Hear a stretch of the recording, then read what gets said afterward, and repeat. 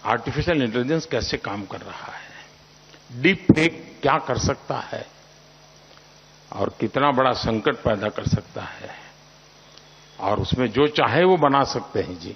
Artificial intelligence के कारण और उसमें भी डीप फेक के कारण जो एक नया संकट आ रहा है, भारत का बहुत बड़ा वर्ग ऐसा है कि उसके पास वेरिफिकेशन के लिए या ऑथेंटिफाई करने के लिए कोई उसके पास पैरेलल व्यवस्था नहीं है।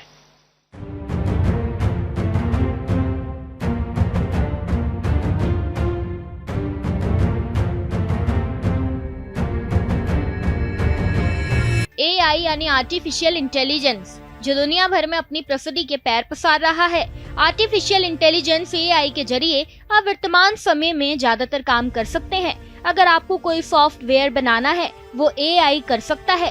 कोई आर्टिकल लिखना है चाहे वो कितना भी बड़ा क्यों ना हो वो एआई लिख कर दे सकता है। किसी कंपनी की बैलेंस शीट अगर आपको बनानी है वो एआई बना देगा। कोई वीडियो आपको बनानी है, यहाँ तक कि एआई से उन लोगों का वीडियो भी बनाया जा सकता है जो इस दुनिया में नहीं है। इसके लिए आपको सिर्फ डेटा देना है और कुछ इन्फॉर्मेशन देनी है, समझो फिर आपका काम हो गया। और यही कारण है कि अब इसका इस्तेमाल इलेक्शन में भी किया जा रहा है। जैसे कि ये आप देख सकते हैं कि ये पूर्व डीएमके के अध्यक्ष एम करुणानिधि हैं।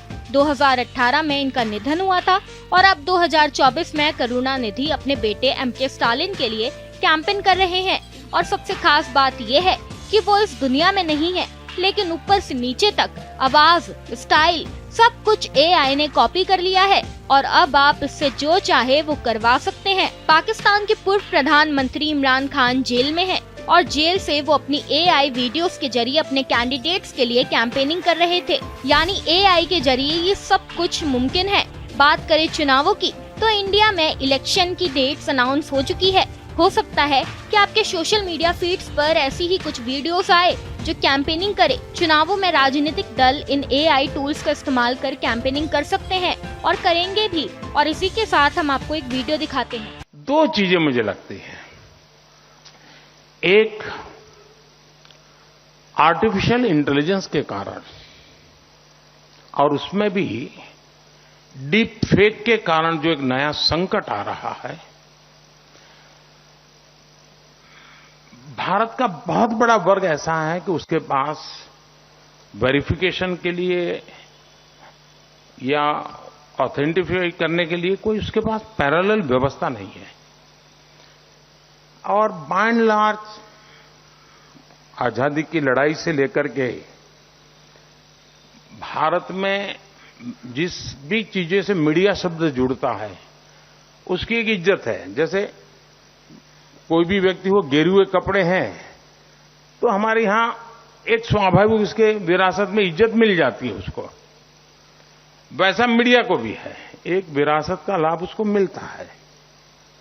और उसके कारण डीप फेक हो तो भी वो भरोसा कर लेता है यार ऐसे थोड़ा आया होगा, कुछ तो होगा।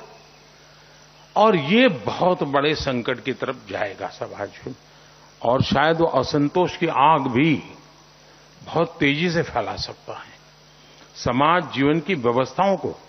और ये बहुत मुश्किल काम होता है जी, बहुत मुश्किल काम होता है। मान लीजिए कहीं कोई एक गलत चीज ने कुछ नई समस्या पैदा कर दी, अगर सरकार को वहां पहुंचना है तो डिस्टेंस भी तो मैटर करता है। अब आपको तो डिस्टेंस समय मैटर ही नहीं करता है, तुरंत पहुंच जाता है। अगर लोगों को एजुकेट कर सकते हैं हम हमारे कार्यक्रमों के द्वारा कि आखिर है क्या, आर्टिफिशियल इंटेलिजेंस कैसे काम कर रहा है, डीप फेक क्या कर सकता है और कितना बड़ा संकट पैदा कर सकता है और उसमें जो चाहे वो बना सकते हैं जी। मैंने अभी एक वीडियो देखा जिसमें मैं गरबे गा रहा हूं और मैं खुद भी देख रहा क्या बढ़िया बना है जबकि मैं स्कूल एज के बाद कभी मौका नहीं मिला मुझे। मैं स्कूल में बहुत अच्छा खेलता था, गरबे बहुत ही अच्छा खेलता था, लेकिन बाद में कभी मौका नहीं मिला। लेकिन अभी जैसे आज ही बनाया हुआ ऐसा वीडियो, ये आर्टिफिशियल इंटेलिजेंस की ताकत है कि उसने बना के रख दिया है और चल रहा है।